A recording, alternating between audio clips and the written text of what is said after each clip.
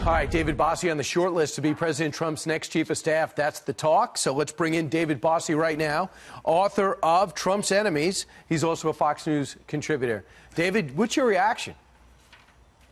Well, Brian, it's a humbling thing to even be on a list.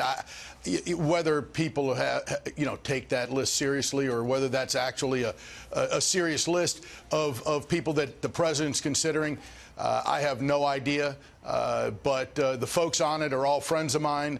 The president is going to do an incredibly methodical job, just like he always does, in figuring out who best serves him and what the next 2 years looks like. And therefore, I know that the president's going to pick the right person no matter who it is. Well, I will say this. One thing is there's a perfect chief of staff for every president. Do you feel as though you have had the chemistry with this president? You understand him in times of pressure, and you understand the politics of it. Do you feel you have that chemistry?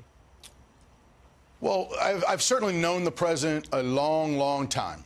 Long before he was a candidate, I've had the pleasure of knowing him. I do feel I understand the movement that elected him. And having been a conservative leader in this town for a long time, I have had my finger on the pulse. And Donald Trump carried the day. He got elected. He understood better than any Republican in 2015 and 16 what was going on, the movement in America. And he led it. And right. So yes, do I understand this president? Absolutely. I understand his priorities, and I have been. And I've been trying to help him with those from the outside. There's no question about it. And you're having lunch with him on Friday, right? Well, you know what? Corey and I are having lunch with the president on Friday. That's Ben reported, yes. Hey, okay, we'll confirm it. Would you confirm that what you'll be eating? No, just look. You're going to be there Friday. It'll be something good. All right, that'll be good. Now, David, have you ever persuaded the president to do something? Look, we were running, the president was a candidate when I worked for him and in the transition.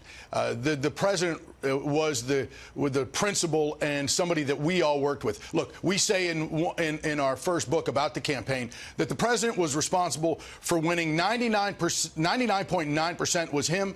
0.01% was the staff, all of us together. And that's true. It was a team. It was a tremendous team, and we all worked cohesively together to help the president in the way, any way we could. David, if you were offered the job Friday after lunch, if he says, Corey, can you leave the room? I need to speak to David. He says, I need you to be chief of staff. What would you say? Well, first, it would be hard to get Corey out of the room. I know that. And secondly, I don't foresee that happening. But look, this president deserves somebody who's going to be totally committed to the future of what this next 2 years of his presidency is about.